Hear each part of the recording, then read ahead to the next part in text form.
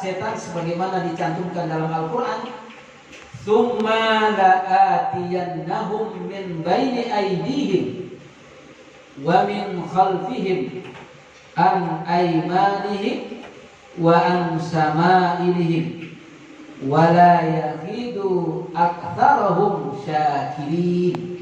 Jadi kalau kita artikan ayat ini, wahai Allah, karena Engkau telah memberikan hukuman kepadaku bahwa aku termasuk orang sesat, kata setan, dan saya benar-benar akan menghalangi atau menggoda manusia. Summa, kemudian aku akan mendatangi manusia itu min baini aydihim. Aku akan mendatangi manusia. Dari mana? Dari depan. Ya. Wa min khalfihim, dan dari belakang. Jadi dari setan, dari depan dia datang, dari belakang dia datang. An aymanihim, dari sebelah kanan. Wa an sama'ilihim, dan dari sebelah kiri. Wa la yazidu aktsarahum syakirin, dan engkau tidak akan mendapati kebanyakan mereka menjadi orang-orang yang bersyukur. Jadi kalau kita coba membahas ayat ini, ibu sekalian, para jamaah, setan itu akan datang menggoda kita, memperdaya kita. Dia datang dari depan, dia datang dari belakang, dia datang dari kanan, dia datang dari kiri. Artinya apa? Seolah-olah dari seluruh penjuru dia datang. Ibnu Katsir rahimahullah sebagaimana dikatakan di dalam riwayat Abu Thalhah dari Anas bin Malik bahwa Rasulullah SAW mengatakan, apa yang dimaksud bahwa setan itu memperdayakan manusia dari depan? Maksudnya memperdayakan aidihim, dia akan datang dari depan untuk menggoda manusia, untuk menghancurkan manusia. Maksudnya ialah ditanamkan ke dalam hati manusia keraguan tentang akhirat. Akhirnya timbul sebuah keraguan di hati kita, entah iya entah tidak.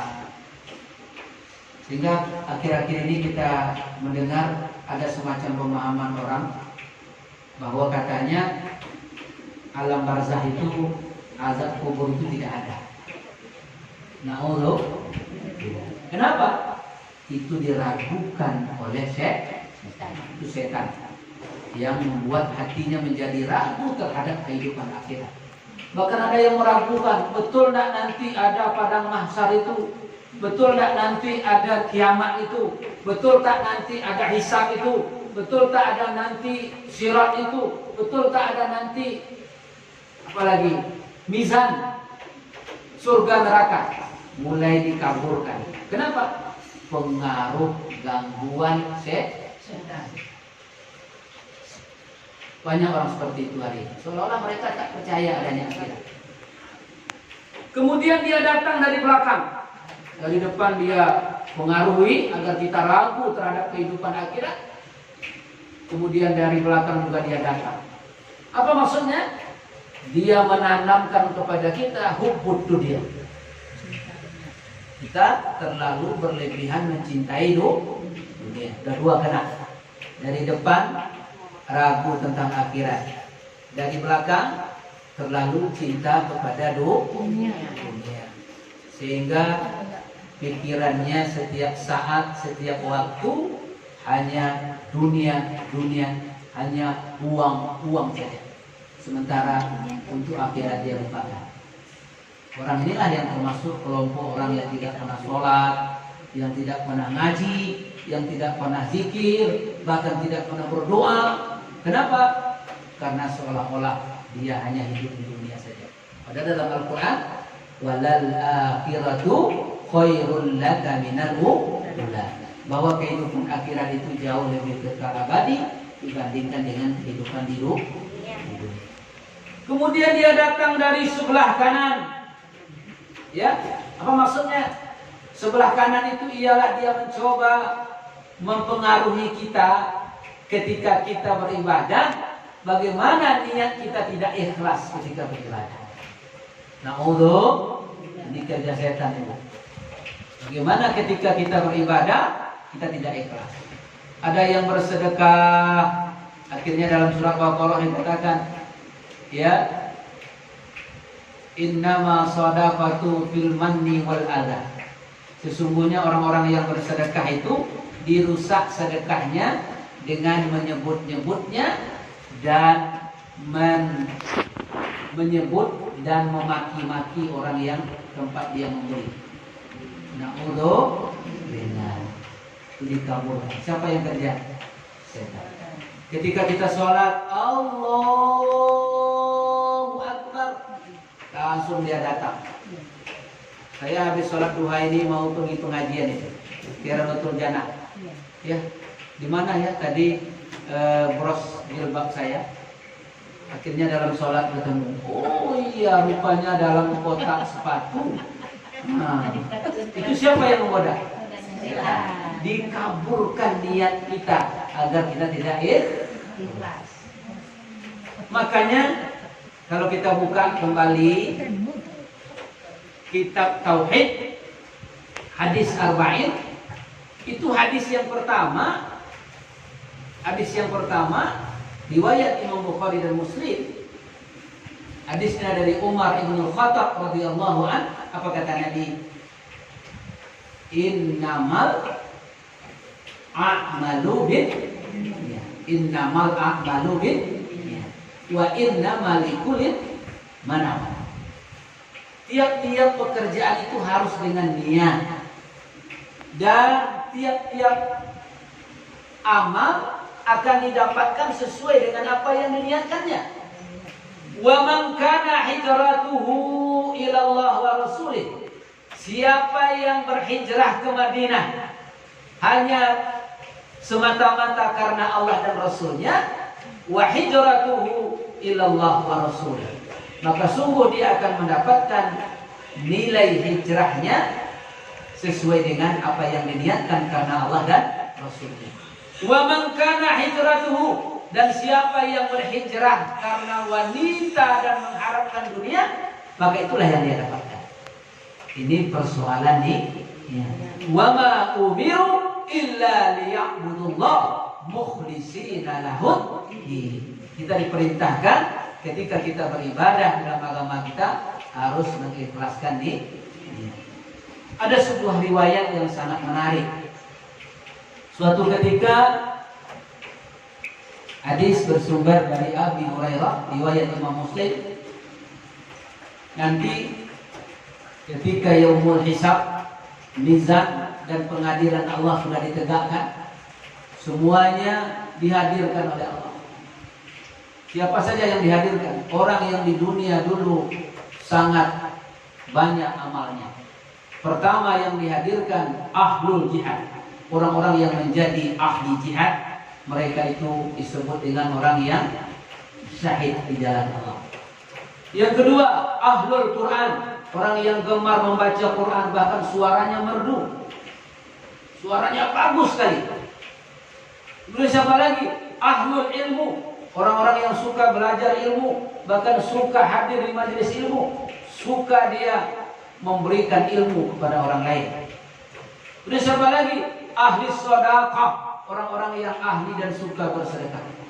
Semuanya dipanggil oleh Allah Subhanahu wa taala satu persatu. Ditanya oleh Allah, apa amalanmu?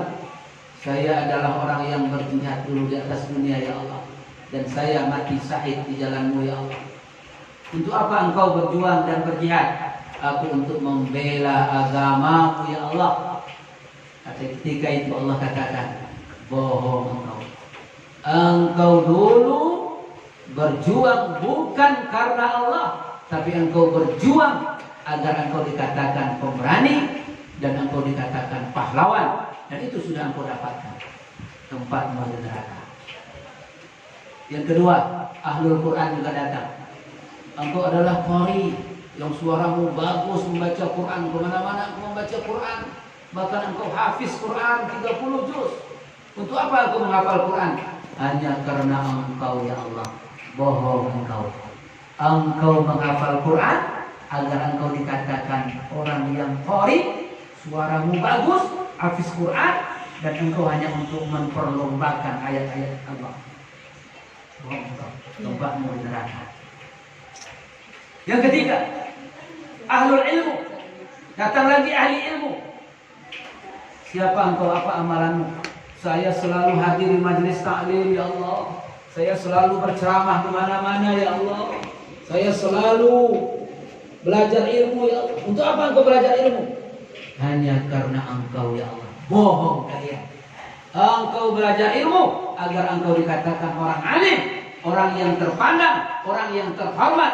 Tidak karena Allah. Tempatmu di neraka. Dipanggil lagi ahli sedekah. Ahli sedekah datang, apa amalanmu? Saya dulu suka bersedekah ya Allah. Saya dulu suka beramal, saya dulu suka beribadah. Saya memberi, saya menolong orang lain. Karena apa engkau menolong? Hanya mengharapkan ridho-Mu ya Allah. Niatku hanya semata-mata kepada Engkau ya Allah. Bohong engkau. Niatmu bukan karena itu. Agar engkau dianggap orang dermawan. Dulu engkau pernah memberikan janji. Ketika engkau mau punya niat sesuatu, engkau katakan, ini aku berikan karpet masjid, ya silahkan dipakai. Tolong nanti bantu hajatku. Pilih aku, berikan suara kepada aku. Kalau engkau pilih, nanti aku dapat suara. Kalau tikar nanti baru 3, kan aku penuhkan satu masjid.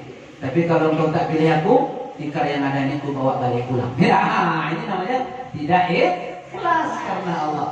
Apa kurang mereka? Ahli jihad, ahli ilmu, ahli Quran, ahli sedekah, tapi ke neraka. Kenapa?